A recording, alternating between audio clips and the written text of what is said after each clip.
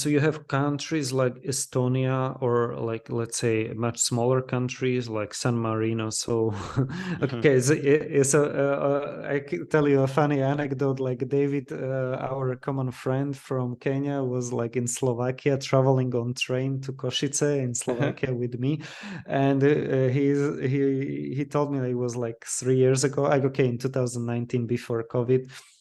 And he told me like, so we know each other for 10 years, Jakub. So like, because I told him like, okay, but how big is Kenya now? Like, how many people do you have? Because I remember it was like 40 million 43 or something. Yeah, 40 million or something, and now it's like 50 something. 55 Yeah, 55 million. And he's like, yeah. And so, but you are now, Jakub, you're like 8 million now, right? You were 5 and now you're like 8. And I was like, no, we are still the same, 5.4 or something. It's like a smaller than Nairobi, right? Or something. Yeah. It's a country, but we are still not the smallest. Like Denmark or Ireland has a similar population. I mean. Hello, welcome back to Mtambo's Desk podcast. My name is Jakub Mtambo, and the following is a conversation with Jakub Simek, a co-founder of Wezesha DAO and an author of Wisdom Enterprising. In today's episode, I'll be talking with Jakub Simek about his article, Network State under the Daily Balajisms series. And now, dear friends, here is Jakub Simek. Jakub, it's great to have you again on Mtambo Desk podcast. Hi, Tuk. I'm happy to talk to you again. This is the final of our season, I think. Yes, I'm so excited. Well, to start, what are your thoughts on Balaji Srinivasan's definition of a network state, and how does it differ from previous attempts at creating new countries? Yeah, so I mean, he has like this one sentence definition, and then has like a one paragraph definition that sounds like probably it's very difficult to remember, but like, okay, it's like a social network, like of a highly aligned community that crowdfunds real estate around the world, like physical properties around the world, and eventually gains diplomatic recognition. And so, but the longer definition tries to answer all the failure modes of the previous attempts at some kind of innovations in nation building. So you could have something like charter cities or seasteading or micronations. And they all do the mistake, according to Balaji, that they start with the land first, and Balaji is kind of, if to summarize his innovation, it's like cloud first, land last, but not land never. And also to another core concept is like that he tries to make the community computable. He wants the community to build its own crypto history. Like, so the on-chain census is like very important for him. It's also like one of the steps in that 7-step process, but it's like a start or 5-step process. But like the other day I read Vitalik Buterin's like review of the network state, and he mentioned 7 steps. So I was like, okay, maybe it's 7. I don't know, but it's like the startup society that can be founded by anyone with a laptop, but you need to have like the moral innovation in the form of one commandment. Then there is network union, which is the highly aligned part, the highly aligned community. So it could be like a digital guild of graphic designers that support each other, and in the case of some online cancellation event, for example, and give each other feedback. Then this could be like purely digital network union. This is just like an example. But if you are building a startup society where there is some kind of physical interaction necessary, let's say a keto kosher diet that is like sugar-free society or low-carb society, or you are focusing on some kind of exercises, or let's say progress in longevity, then you want to have like a network archipelago. And then actually the network archipelago should gain diplomatic recognition and become the network state. But then there is this intermediate also step of the on-chain census, where you are able to cryptographically verify that that you have actually this amount of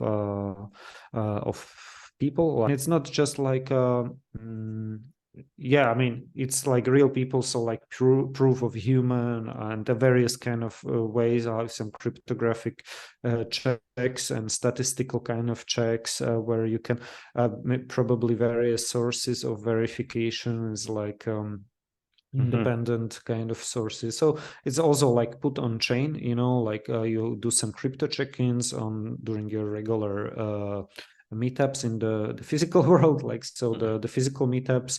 You have some like crypto history of, let's say, some crypto tasks, so like some smart, I mean not smart, but like, yeah, or you have some smart contracts as well. That's also part of the definition. But you have also some like skilled tasking that you are doing. You have some daily calls to action. That's so it's like highly aligned community capable of collective action that crowdfunds territories around the world and eventually gets diplomatic recognition. But it's also like a decentralized social network, but it's also like a Web3 social network. So it's not just like online, but it's also on chain. That's also like an important part of the definition. Then there are other parts like capital city, like the virtual capital city in VR. That's like one part. Then it's not in the definition, but then you can have also the opposite process of like using something like AR glasses in the future. So it's not like the virtual capital city in the cloud, but you can actually, with AR glasses, you could see some kind of like glowing sigils. Let's say, imagine like you see a person like with something like AR glasses, and you could see also his or her tweets or his or her NFT, like glowing about him or about her. So it's something like you could actually spot, let's say, your members on the street thanks to the AR glasses, because like they are holding the same NFT as, I mean, the similar kind of NFTs as you are holding, like this or some crypto credentials to that are part of these like network state, I mean, archipelago. I think that's a very good explanation about the network state. Sorry, just to maybe when I think the recognized founder, or so there is a founder, then there is a startup society. So maybe if you calculate all these steps, you will get to like 7 steps, but I think they're like 5 or something like that. Yeah, 4. So, but like the startup society, network union, network archipelago, on-chain census, and the network state, like it's like once you are diplomatically recognized, you can call yourself the network state. Okay. Or you can come up with some kind of coffee shop and you can call it the network state. Okay. Why not? Yeah, that's a really fascinating idea. You mentioned moral innovation as an essential factor in creating network state. Maybe you can briefly explain what that means and how it contributes to building a successful digital nation.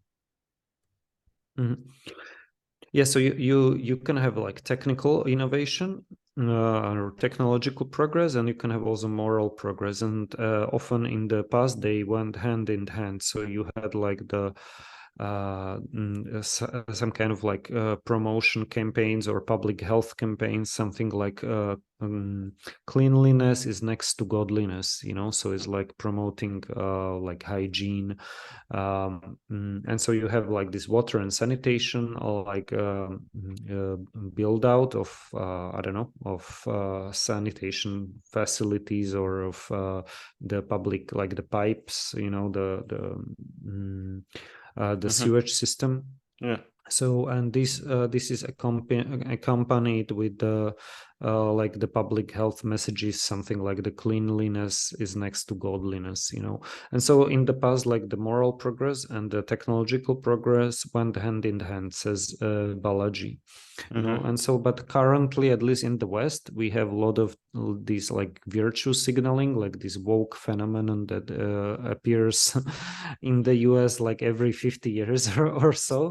And it kind of, it's like it's like a wildfire burning through savannah, and Yeah. so, and once it reaches the periphery, the middle is already burned out, so people kind of already like moved to another thing, but like often it kind of reaches the periphery, let's say Slovakia, and it's like people are still woke here, but let's say in the US they are not anymore, or I mean, or in at least the counter elites, or it's kind of they moved somewhere else a little bit, like or as Balaji says, like now it's like the new thing of NYT is not wokeism, but it's like statism. So they're like it's like this political realignment, it's not blue versus red, but it's kind of the political axis is shifting, rotating, so it's more like green versus orange, so it's like a dollar versus Bitcoin maximalists or something like that.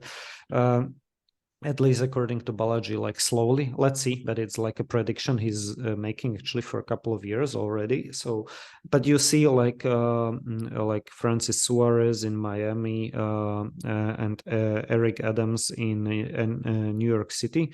So they are mayors, but one is Democrat, the other is Republican, but they both received the salaries in Bitcoin. I don't know if the first three salaries, or they are still receiving. I think they're actually still, at least Francis Suarez is still receiving salary in Bitcoin, so they're like super pro crypto, and they're like, one is Republican, one is a Democrat, and so just like but this like technological progress is important, and currently in the West, it's like we are over focused on moral progress, or we kind of think that we are the developed countries. Yeah. So, but it's not true. I mean, it's like, because once you think you are developed, you are stagnating, but once you are stagnating and others are developing, you are declining, because the equality or it's, you have to treat it dynamically and relatively. So it's like the inequality as well, so you need to, so it's like Balaji talks about the ascending world and the declining world. So like he says that, let's say San Francisco with the homeless and addiction crisis, and like the housing shortage crisis and the crime crisis, and it's definitely part of the declining world, and many of these blue cities in the US are part of the declining world. But then you can also have, of course, some like Democrats who are pro crypto, who are pro tech, who are pro business, or you can have like Republicans like in Miami and in Florida, who are like pro tech, pro business. There are many immigrants, let's say from Cuba, that remember regimes like communism, and they are kind of vaccinated against socialism or something like that. Okay. So sorry, but like the moral innovation, getting back to it, like, okay, Balaji talks about like with the one commandment, which it's kind of a nice concept, because he says like you shouldn't build a new religion or something, like 10 commandments, but you can have like one commandment. And the moral innovation here is it should be as simple as possible. And so meaning like it's something like sugar bad, like sugar is bad, but it's like if it's possible, you should even omit the is, it should be as simple and as short as possible. So it should be like I don't know, longevity is good, sugar bad. I don't know, Bitcoin good,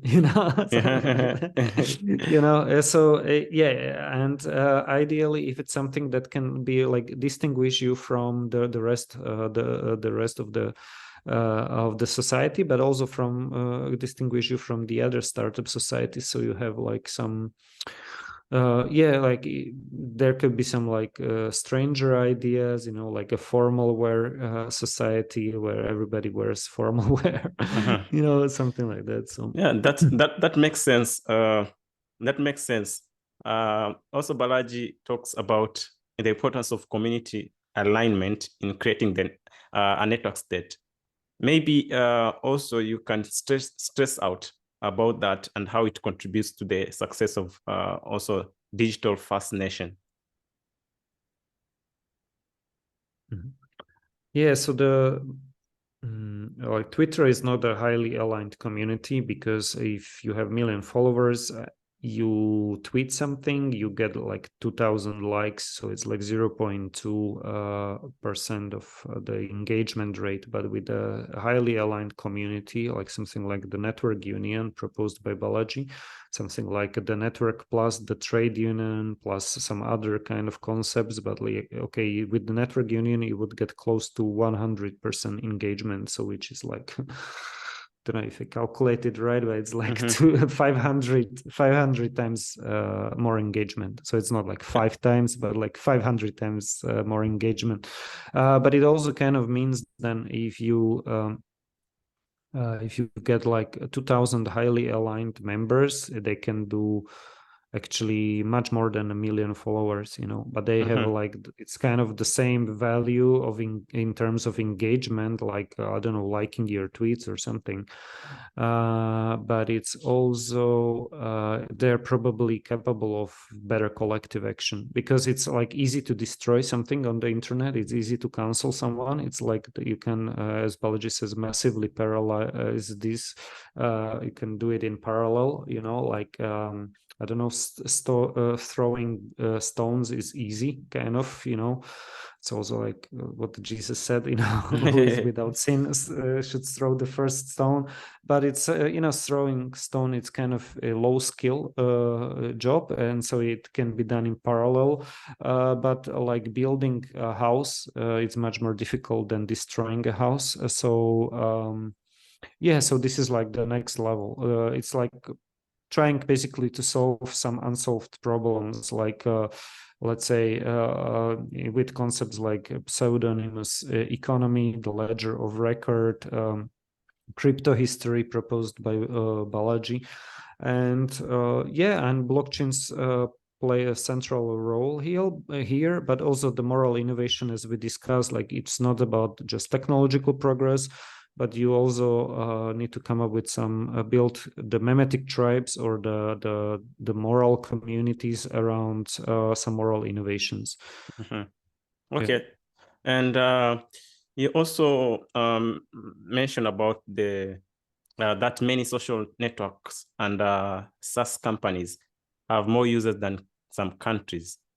Maybe if you can briefly explain how it relates to the potential potential success of a digital nation. Yeah, I mean, so you have countries like Estonia, or like, let's say, much smaller countries like San Marino. So, okay, so I can tell you a funny anecdote. Like David, our common friend from Kenya, was like in Slovakia traveling on train to Košice in Slovakia with me, and he told me that it was like 3 years ago. Like, okay, in 2019, before COVID. And he told me like, so we know each other for 10 years, Jakub. So So like because I told him like, okay, but how big is Kenya now? Like how many people do you have? Because I remember it was like 40 million. 43 or something. Yeah, 40 million or something, and now it's like 50 something. 55. Yeah, 55 million. and he's like, yeah, and so, but you are now, Jakub, you are like 8 million now, right? You were 5, and now you are like 8, and I was like, no, we are still the same, 5.4 or something. It's like a smaller than Nairobi, right, or something. Yeah. It's a country, but we are still not the smallest. Like Denmark or Ireland has a similar population, or I mean, and then there are some countries that are like twice as big as we are. But your population is small, but you're also giving a lot of donation, in terms of development of, aid. No, okay, it's very relative, but not really. Like, for example, Hungarians are giving twice as much, like compared to like it's like a gross national income per capita. So they're giving twice as much. And okay, let's say Luxembourg, which is much richer than us, but okay, they're giving more, or the UK was giving more, but now they're cutting it. Yeah. But you have like some countries that are much more generous. Like, okay, I think we are not doing a particularly great job at it. Okay, but yeah, we are part of the OECD DAC community, and we have to like provide some development cooperation or aid, and we are doing it. But we are like underperforming in this respect, I think. But just like, okay, but what you meant probably is that, okay, we are, let's say, we are a small country, but let's say we are producing the most cars per capita in the world, and we have like some like big brands like Land. We are producing the new Defender, the Land Rover Defender.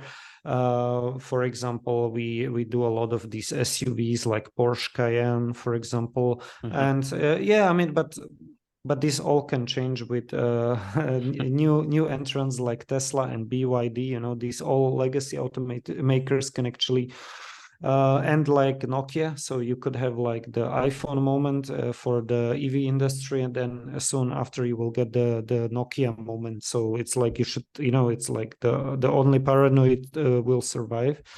So you should, I mean, we are a relatively small country, but not so small. As let's say Estonia is just like 1 million, but then you get like San Marino, which is also Balaji mentions it in his book, The Network State, that actually you can download for free or read online if you go to the networkstate.com. You can also buy it on Amazon. It's just like a small plug for Balaji here.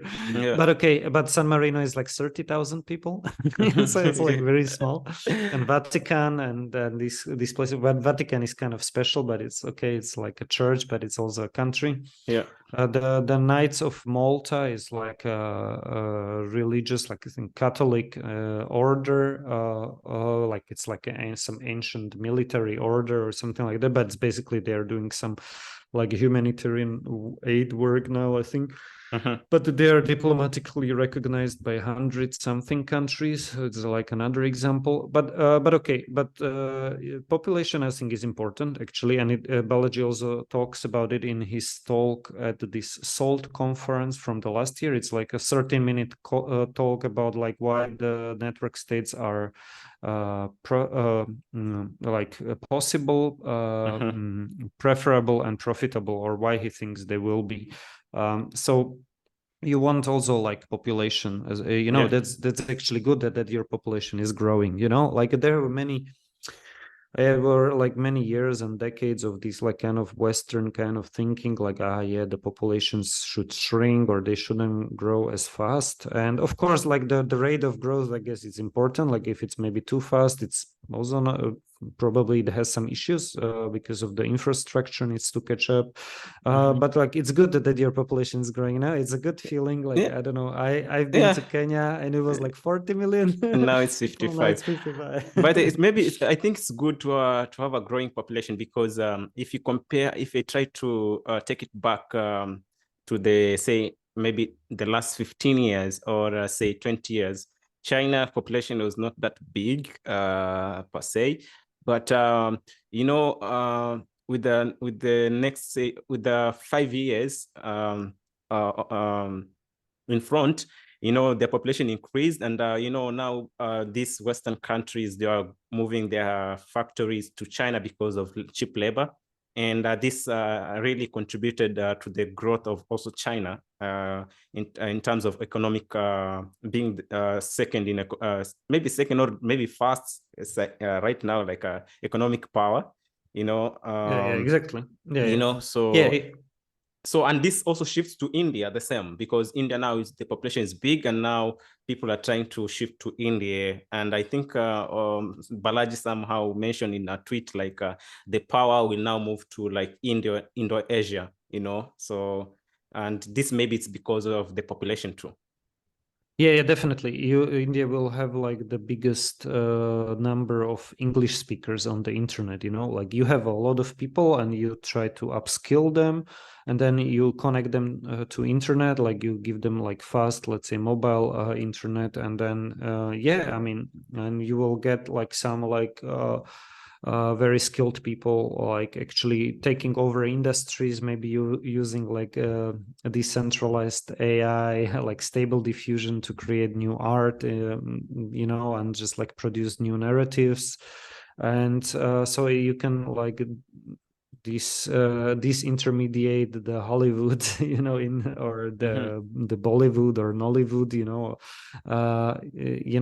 it could create like your own stories. And actually, Balaji talks a lot about it, but it could be like, you don't need to, you can choose to keep the local flavor of, let's say, the accents and the culture, but you could also create like the global kind of for the global market, like, let's say, something that looks like Hollywood movie, but has like a different, like, let's say it's pro-tech, it's like tech optimistic, it's like tech progressive and not tech conservative. So it's like a bright sun versus black mirror, as we discussed.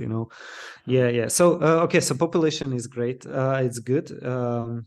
Then of course you could also like the skills or the skilled, let's say, migrants or workers, like that's also like one aspect, also, or like a liquidity or kind of like a wealth or something like that.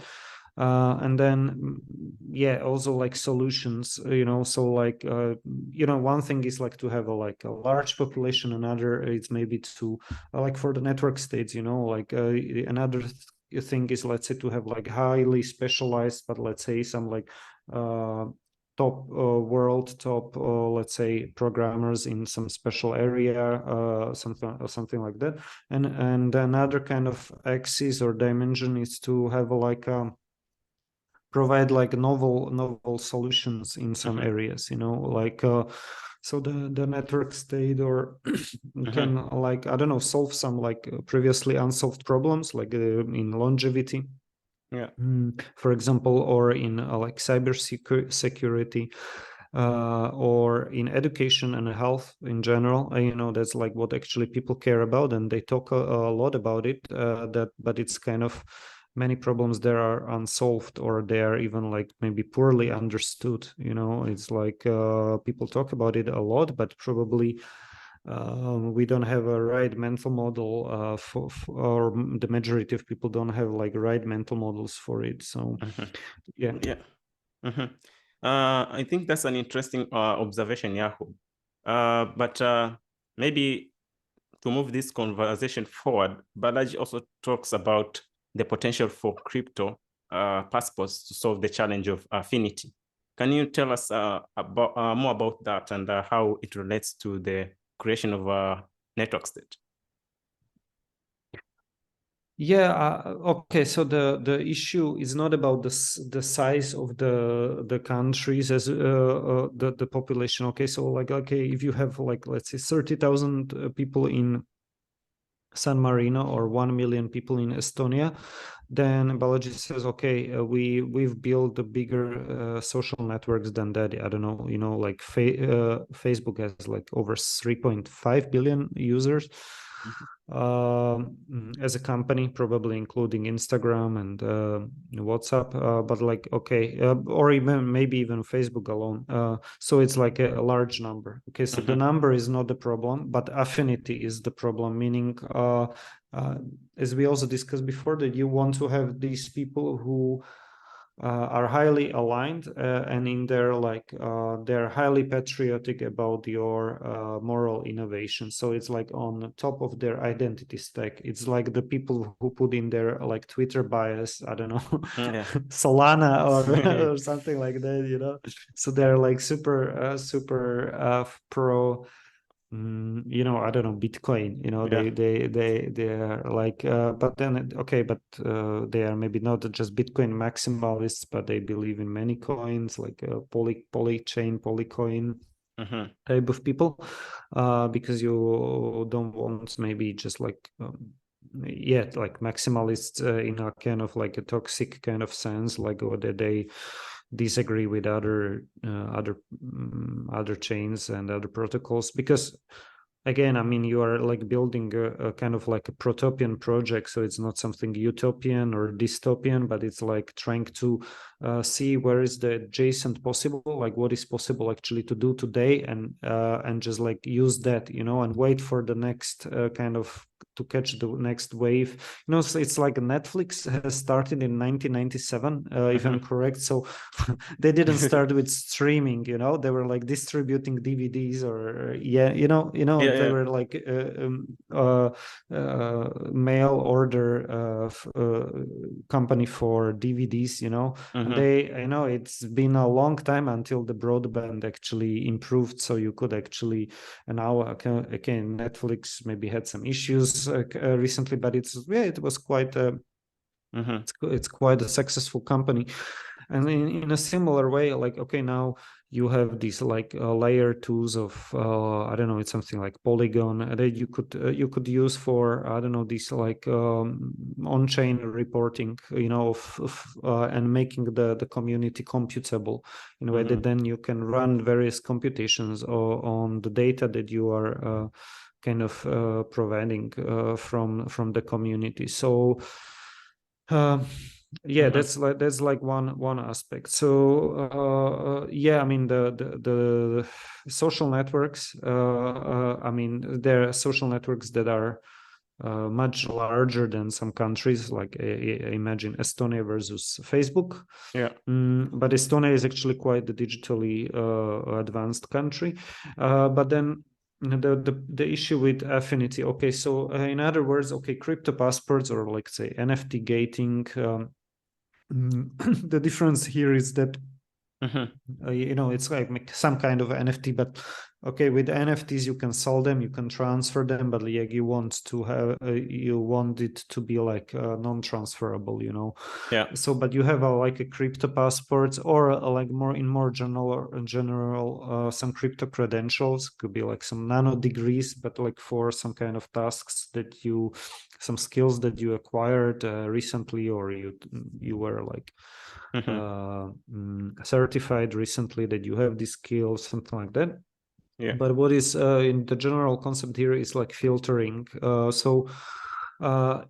mean because if you want to increase affinity, you probably also need to apply strict filtering. It's also like if you are building something like a parallel society, but meaning like, let's say, take universities, you know, if you have like some kind of top universities, you are like well, not top just any university, but even like elite universities are like very strict about their filtering, and they're not usually fair about it.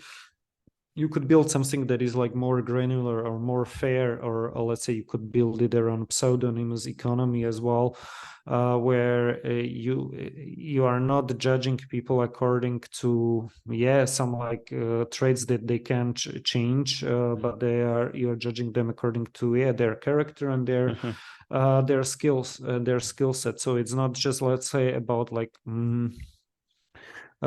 about if they are like ideologically super able to like repeat the politically correct things. Yeah. But it's also about their skills. But you see, but they're filtering, like the elite universities are filtering for a certain, let's say, class, like the professional managerial class, and some people who are like from some kind of backgrounds, and of course they are also like pro diversity, but it's like for diversity. It's not like the world diversity from all around the world. It's just like kind of a token diversity or something like that. So but filtering is important, because you want like people who are aligned with your ideas. Like, let's say they're technological progressive, so they think that the technological progress is also important, or at least it's at least as important as moral progress, you know. So they are not like tech pessimists or tech conservative, and I could this, but they don't need to be like they don't need to have like the same opinions about like everything, you know, like 100%, but because you are dealing only, let's say, with the one commandment or one moral innovation. So, and this kind of helps you to escape some kind of like virtue signaling games, or like just like you know, it's something like, let's say, CrossFit is getting wokified or something like that, you know. But but you are like focusing on your core mission and doing your core mission well. And of course, there can be some disagreements and discussions, and some like democratic kind of process within the community, some voting on the core business, on the one commandment, on the moral innovation that you are doing. But maybe you shouldn't engage in some kind of mission drift and like discussing all the current things of the day as your community. But like okay, crypto passports or crypto credentials, but like all that kind of implies or means the importance of filtering, you know, of your parallel society. And if people say, oh, but it's discrimination, but then say, no, it's like a private club, or it's like a university, you know. It's like you know, it's like yeah, like like an university. And especially if you have people who are, let's say, misbehaving, or like who don't have like a good behavior online, or like, okay, they're not like civil, they don't have the civil discourse, or it's like the in-person levels of civility, to quote Balaji. If they don't have this, then probably are too toxic in their behaviors. So it's not always about the ideology or the right beliefs, but it's also about the behaviors, and also backlinks that I would use edit there. So it's like beliefs, behaviors, and backlinks. Backlinks here means like, let's say, some references. So it's like a concept used by Balaji a lot, but it's like the founder. So founding versus inheriting. So on the founder, it's like the founders build their backlinks gradually. So it's like you get, let's say, one customer at a time. You then you get 10 customers, 100 customers. You know, you take care of them personally, when almost personally, like when you are still a small startup or a small startup society. And if you grow larger, maybe you become like you have some kind of franchise model, or you are like in the case of tech company, you are scaling because you are like a software company. And of course, then it becomes more like kind of like a bureaucracy, or more bureaucratic than like a small startup. But the key concept here is that you're building your backlinks gradually. You don't inherit them all at once, as heirs do. So it's not like just like inherited institution, but it's some institution that you have built as a founder. And so this is the concept of backlinks, and building them gradually. So, but generally, okay, how to create a highly aligned community? So first, like, you want to start with people who have the same Ideology.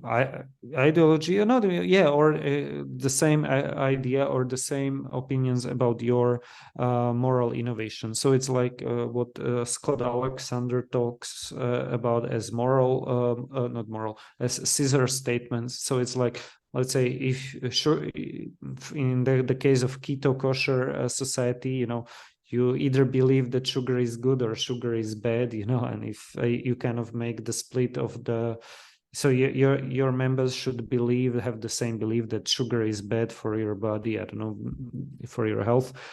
It's just an example, but you can have many of these, like, I don't know, longevity is good as a, you can go into more like politically sensitive ideas here.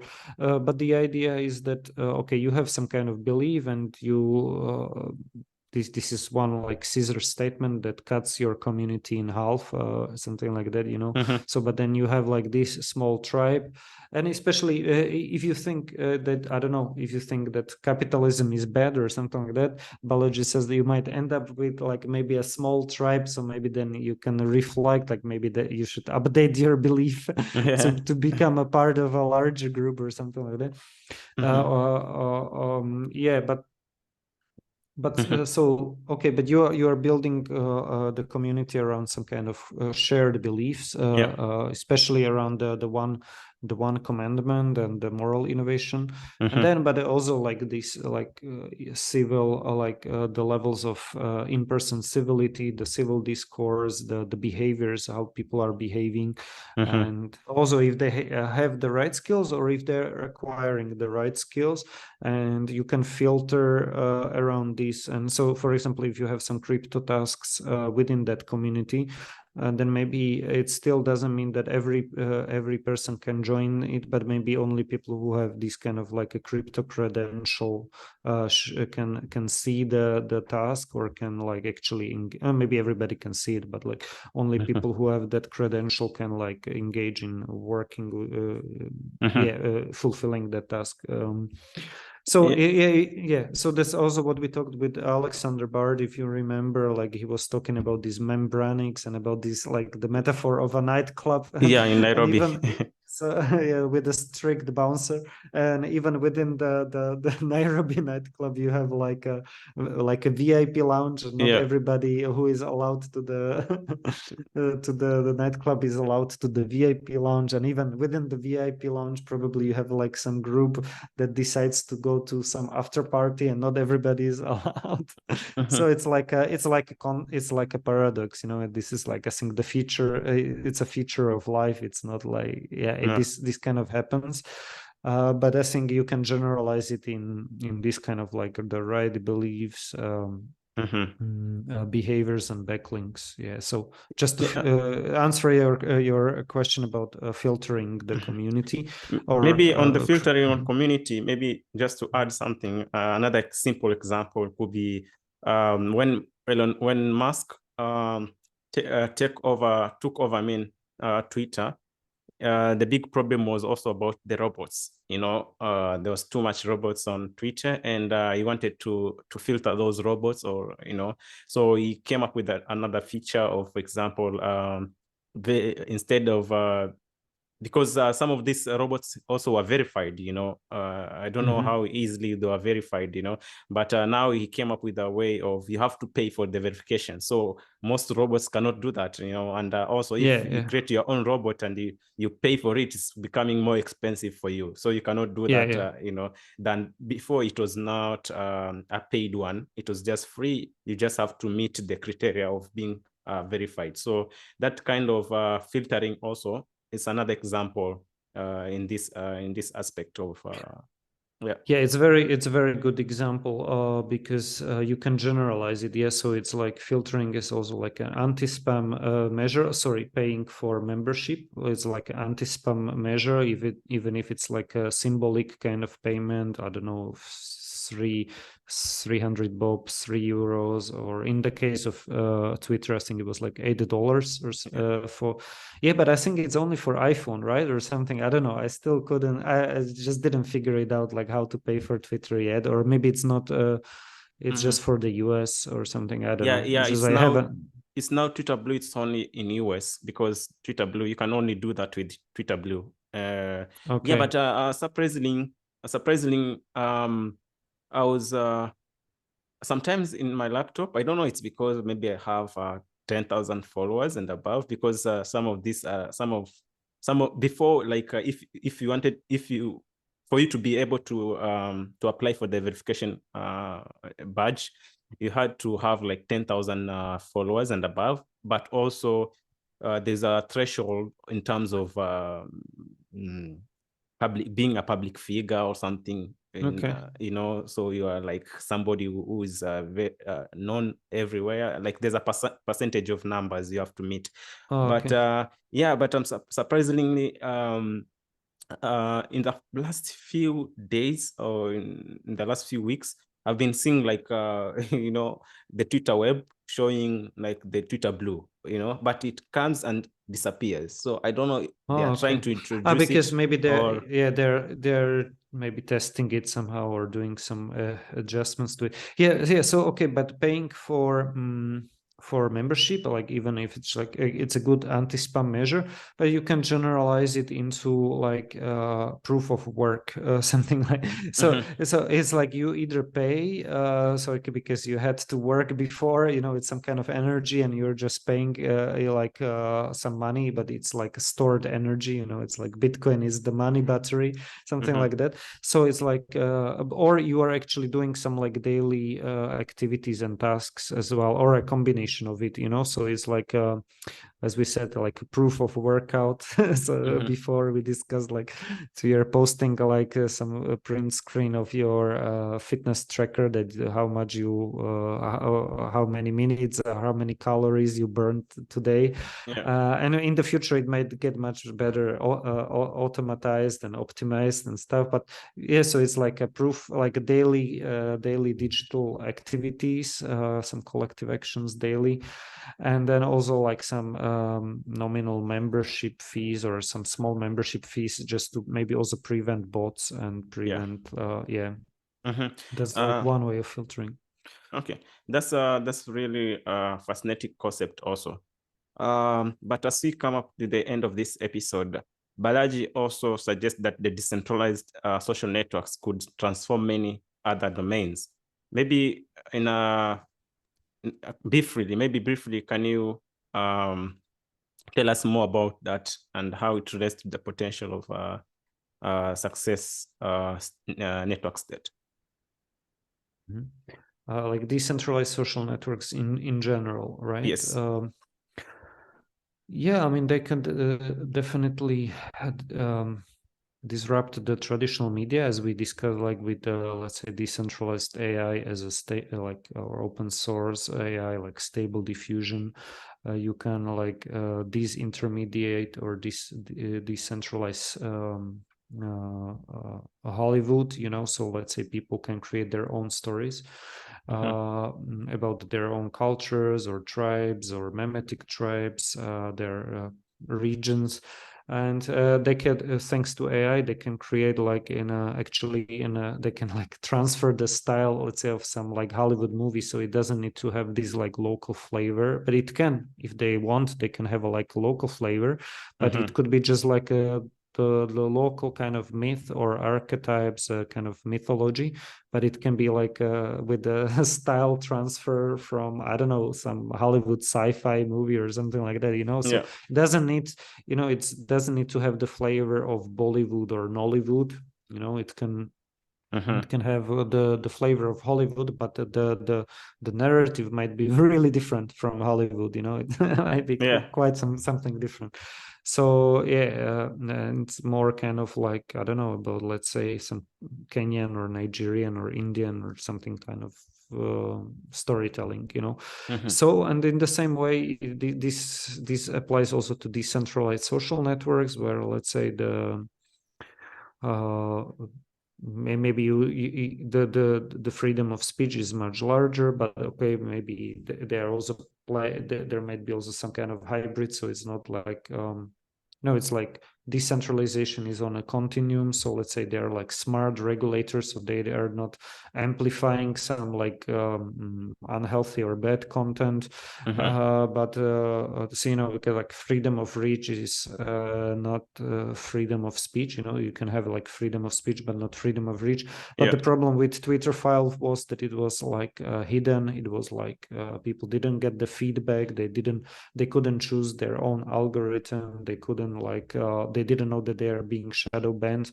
But if you get this kind of like if it's more honest, if it's like equal for all, so it's like it's not just like, let's say, one political group or like just conservatives being shadow banned mostly. But if it's like transparent, but like, okay, so but definitely the news you can use, or like the idea with the decentralized tech and decentralized finance, social media. So you could have, let's say, like some fitness trackers. You could have these like blockchain the ledger of record kind of concept, where you are, for example, like recording your data on chain, and then you can also track your progress. You can have like team dashboards, so you can have like a community, let's say your network union, and you can see how the community is progressing, like, for example, how many calories did the community burn last week versus this week, if they are if they're eating healthier food. I said healthy, sorry, I'm a bit getting tired, I guess. If they're eating healthier food and exercising more, or if they are learning new skills, like, I don't know, like, okay, our community got these many like crypto credentials, these many certificates this week, and you can have like the state of the network. It's not like the state of the union, but yeah, and like you can see like on every like 2 weeks or something, like how the community is progressing with this, and it's like.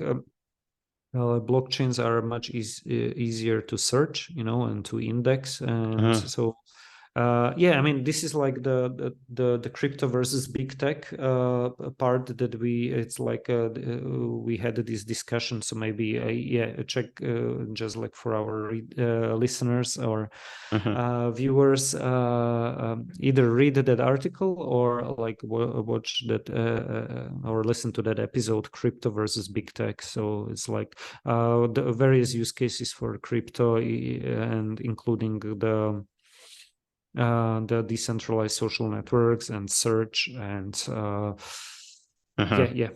Okay. DeSci, like decentralized science, is another one. And also DeFi matrix. Yeah. Well, Jakub, this is the 40th episode, and it marks the end of season 1 of Daily Balajisms series. It's been a great experience doing this together. Thanks to your commitment. Yeah, it was amazing. It was great. Thank you for your commitment. It was like, what a great experience. Like, it's like, I don't know. It's like you're doing something, like we are doing something, and then you try to like, you try to move on a next level, like in terms of consistency, cadence. Like instead of, let's say, I was writing like every 2 months, maybe one article every 2 months, and we moved it into like every day a new Balajism for 5 times a week for. We did 40 episodes, also like recording like twice or 3 times a week, recording couple of episodes, so you have like 5 episodes a week. What a great experience. So it's like a collective action, digital daily digital action, collective action. Great. I think it has been a great experience and great challenge. For me, I think it's passion which drove us up to this point. But maybe you have, if I could ask, maybe what was the force behind you writing these Daily Balajisms articles? What was pushing you, or what was the motivation behind it also? Yeah, I think it was It was the kind of the feeling that I need to really improve the cadence and the delivery of this content, and of course the content itself, like, you know, like I was absorbing like these Balajisms through various podcasts, like on a daily basis since 2020, since the pandemic hit, you know, and I wanted to kind of create something useful, like a one-pager kind of, and I love these mental models, you know, like this kind of the idea of these concepts or philosophical concepts or mental models, something that you could like use and then you can compose on top of each other, and you could create some kind of, yeah, like something that then you can link to, and it's, you know, it's not like a whole episode, but it's also not just like one quote, but it's like it's basically one concept, but it's like yeah, I mean, you can listen if you want, you can listen for 20 or 40 or 50 minutes like to our detailed discussion around this with some like various random thoughts and also maybe some current things that we add here and there, like with you, or you can read the text, like it's like one pager kind of thing, so it's like maybe 5 minutes or 3 minutes read, so about the daily Balajism. Yeah, and it's good. Yeah, I'm very proud to be part What of this about you? journey. What about you, Duke? Why do you like it, or why did you, I don't know, came along this journey, like creating this podcast series? I think for me, the biggest thing is passion, and also the goal that I wanted also to make Mtambo Desk a very big, platform, or to discuss these ideas, deep conversations about philosophy. It's a complex science, and now, of course, now we're discussing about the network state idea, and yeah, so it's been a passion, and it also creates, that bond that we are having. I can see now you're having the yeah. Yeah, sorry. Yeah. It's just my kid came on the podcast. She wants to watch Peppa Pig or some cartoon. So sorry, Yes. just like I interrupted you. No problem.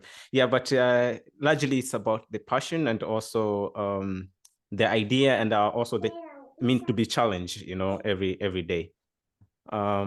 Yeah, so well, to our listeners and viewers, we really hope you enjoyed listening to this season 1 of Daily Balajism series and was beneficial to you. Stay tuned for a brand new season 2 of Daily Balajism series coming on 3rd of April this year, 2023. And I would like to give a very special and big shout out to Kevin, one of the Network State members from Austria. Thank you so much for being a loyal and supportive fan of Mtambo Desk podcast. Meanwhile, keep watching and listening to Mtambo Desk podcast, and don't forget to subscribe, like, and share, and comment your feedbacks on the comment section below. Until then, this is Duke Mtambo, and don't forget to do good always.